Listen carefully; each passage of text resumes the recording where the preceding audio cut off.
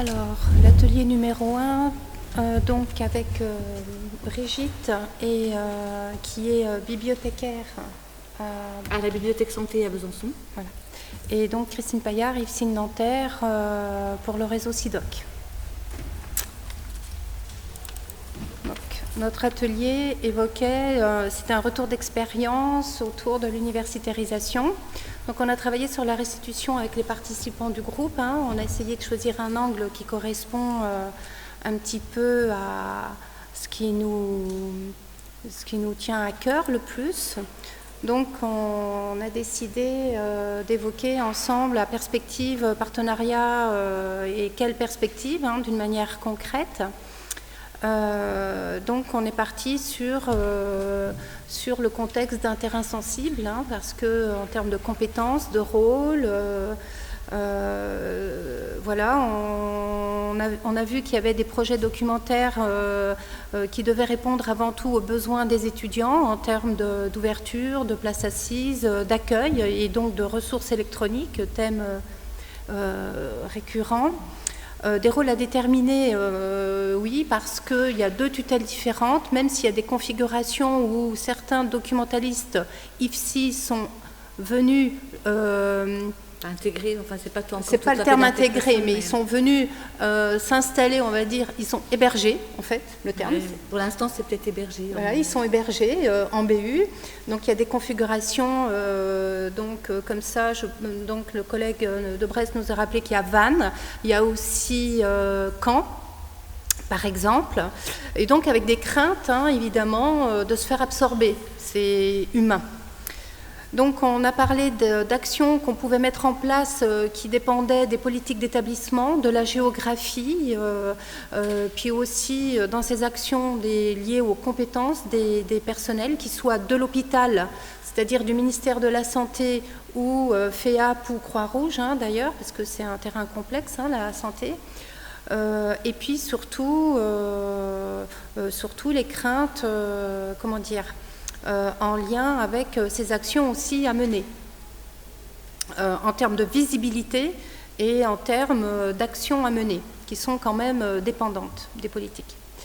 On a parlé de l'accessibilité aux ressources électroniques dans le cadre de nos projets, avec beaucoup de questions, parce qu'il y a les GHT aussi d'un côté, l'universitarisation et l'hôpital, qui pour les abonnements dépend du nombre de lits, par exemple, comment éviter les doublons, mais comment surtout négocier les frais d'accès pour les usagers IFSI et BU qui concernent aussi les formateurs.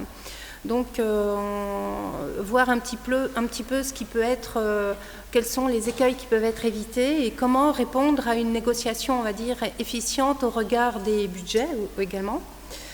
Et puis on a vu aussi qu'il y avait des collaborations qui s'instauraient pas à pas.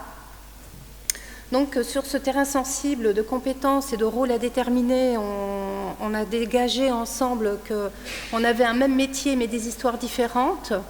Donc il y a aussi un contexte d'activité qui diffère. On a évoqué que les documentalistes au centre de doc faisaient tout le travail en termes de rapport d'activité. Ça va de l'acquisition au catalogage, à la diffusion, la conservation, l'élimination. Le documentaliste fait tout. D'une manière différente que le bibliothécaire qui peut avoir des spécialités. Mais qu'en fait, après, le principal, c'était quel que soit notre métier, on a l'impression quand même que notre principale préoccupation, c'était de répondre aux attentes de nos étudiants et de répondre le mieux possible. Et de ce fait, mieux le partenariat se passera et mieux on arrivera à répondre aux attentes de notre public. Voilà, l'idée c'est de créer du sens, c'est des bibliothécaires qui ont la possibilité d'intervenir ou qui ont un budget ou qui ont des compétences, peut-être d'aller à la rencontre du CHU ou de l'IFSI pour voir un petit peu quelle collaboration il peut mettre en place, ou à l'inverse, ça c'est toujours dépendant, mais l'idée c'est d'aller, ou à l'inverse les documentalistes qui vont voir les BU à leur rencontre pour voir ce qui peut être mis en place et puis surtout ce qu'on peut formaliser un petit peu dans ces actions de manière à rendre visibles les diverses activités en lien avec... Comment ? Il va falloir conclure. Donc l'idée, c'est vraiment, quelque part, les perspectives, c'est de formaliser les collaborations, c'est un petit peu de négocier aussi, voire automatiser les accès aux ressources, pourquoi pas, c'est développer un partenariat dans le pérenne et donc dans le respect mutuel. Alors, prendre en compte nos particularités, comme disait Christophe, notre collègue à l'hôpital, on fait du dépouillement, prendre en compte les particularités en lien de termes de formation, et d'ailleurs avec des choses à développer sur les pédagogies innovantes, et puis aller ensemble vers des pédagogies innovantes, aller aussi vers les masters, c'est la suite. Et pour conclure, je laisse Brigitte. Ce qui nous a semblé, enfin en tout cas à tout l'ensemble, à l'ensemble du groupe, enfin après vous me direz si c'était vraiment que le partenariat nous semblait complètement indispensable entre les documentalistes, enfin entre les différents acteurs, pas que les documentalistes, mais les enseignants, le personnel de BU, les documentalistes, et qu'en fait le centre c'est quand même nos étudiants, et que pour répondre au mieux aux attentes des étudiants, eh ben, il faut qu'on arrive à faire un travail de plus en plus de partenariat entre les enseignants, les documentalistes et le personnel de la BU. Merci.